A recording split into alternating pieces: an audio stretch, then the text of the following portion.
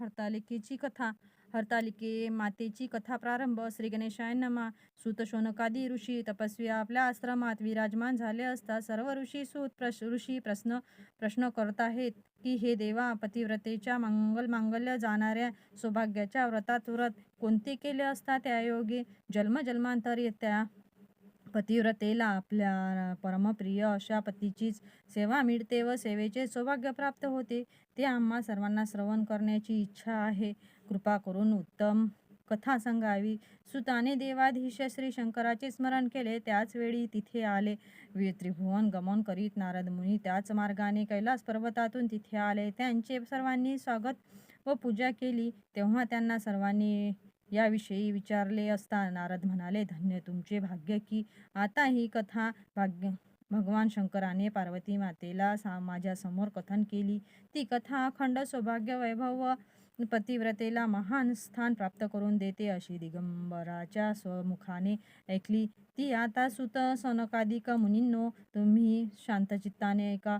एके दिवशी पार्वती कैलास पर्वतावर बसली होती. पार्वतीने शंकराला विचारले, महाराज, सर्व व्रतात चांगले व्रत कोणते? श्रम थोड्या आणि पुष्कळ असं एखादं व्रत सांगा, आणि मी कोणत्या पुण्याने आपल्या पदरी पडले ते हेही मला सांगा. तेव्हा शंकर म्हणाले, हे प्रिये, जे व्रत अत्यंत गुप्त असून केवळ माझे सर्वस्व आहे असे एक अत्यंत उत्तम प्रतीचे व्रत मी तुला सांगतो. त्याचे तू श्रवण कर. जसा नक्षत्रात चंद्रश्रेष्ठ, ग्रहात सूर्यश्रेष्ठ, देवात विष्णुश्रेष्ठ, नद्यात गंगा श्रेष्ठ, त्याप्रमाणे हरतालिका हे व्रत सर्वात श्रेष्ठ व्रत आहे.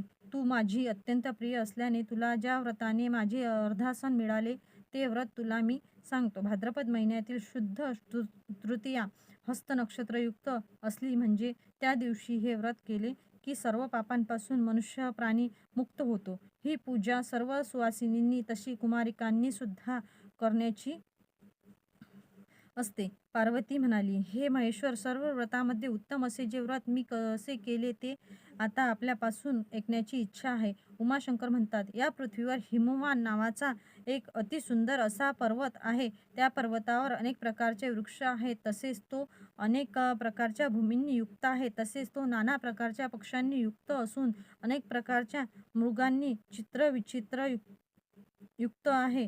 अशा पर्वतावर तू मोठे कठीण तप तुझ्या लहानपणी केलेस. 64 वर्षे तू झाडाला पिकलेली पाने खाऊन राहिलीस. माघ महिन्यात उदकांत मग्न होऊन राहिली. वैशाख पंचाग्नी साधन केले.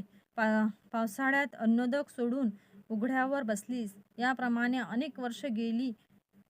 तेव्हा तुझे वडील हिमाचल कष्टकारक असे ते तप पाहून अत्यंत चिंतामग्न झाले व त्यामुळे मोठे दुःखी झाले. आता आपली ही सुंदर कोमल कन्या कोणाला देऊ अशी काळजी करू लागले. इतक्यात तिथे नारद मुनी आले. हिमालयानं त्यांची पूजा केली व येण्याचे कारण विचारले.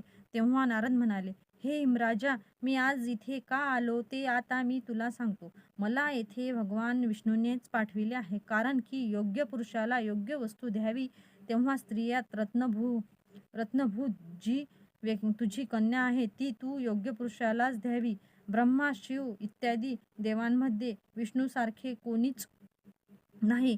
याकरिता तुझी ही सुंदर कन्या त्यांना द्यावी.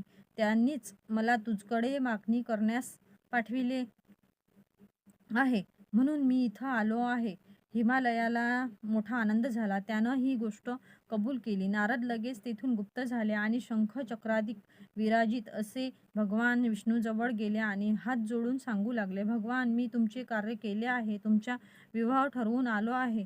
हे विष्णूंशी संभाषण करून नारद तेथून मार्गस्थ झाले. इकडे हिमाचल अत्यंत आनंदाने आपल्या मुलीला म्हणाला, मुली तुला विष्णूला द्यावी असा मी निर्णय घेतला आहे. हिमाचलाचे बोलणे ऐकून तू रागावलीस आणि अत्यंत दुःखित होऊन जमिनीवर अंग टाकून विलाप करू लागलीस. तेव्हा तुझी सखी म्हणाली, हे देवी, तू अशी दुःखी का झाली आहेस ते मला सांग. तुझ्या मनात जे इष्ट असेल ते मी तुला साधून देईल. यात शंका बाळगू नकोस. पार्वती म्हणाली, सखी, तू माझ्यावर फार प्रेम करतेस. तेव्हा माझ्या मनात काय आहे हे मी तुला सांगते. महेश्वरालाच माझा पती करावा असा माझा निश्चय आहे. माझ्या पित्याने माझे लग्न दुसरीकडे ठरविले आहे, म्हणूनच मी आता देहाचा त्याग करते. पार्वतीचे वचन ऐकल्यावर तिची सखी म्हणाली, तुझ्या पित्याला जो प्रदेश माहीत नाही अशा प्रदेशात आपण जाऊया. मग तुझ्या सखीने तुला मोठ्या अरण्यात नेले. मग इकडे तुझा पिता हिमाचल सर्वत्र फिरून तुझा शोध करू लागला आणि मनात म्हणू लागला, माझी मुलगी कोणी नेली असावे बरे? देवांनी किंवा दानवांनी, किन्नरांनी, नारदाजवळ मी तिला विष्णूला देण्याचे कबूल केले आहे. आता विष्णूला काय सांगावे?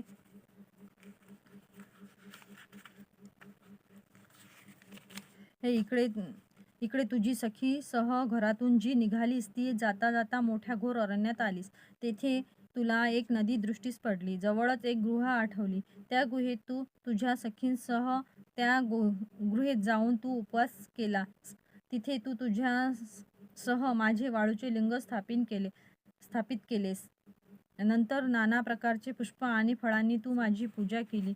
रात्री तू आपल्या सखींसह रात्रभर तू तेथे गीत वाद्ययुक्त जागरण केलेस.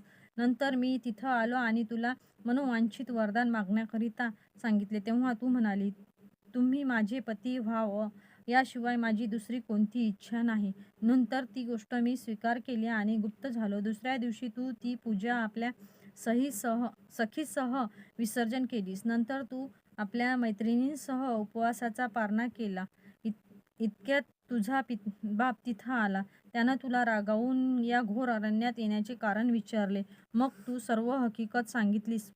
पुढं त्यांनी तुला मलाच देण्याचं वचन दिलं. नंतर तुला घेऊन घरी गेले. मग काही दिवसांनी त्यांनी चांगले मुहूर्त पाहून तुला मला अर्पण केले. या व्रतानं तुझी इच्छा पूर्ण झाली. या हरतालिका व्रत असे म्हणतात.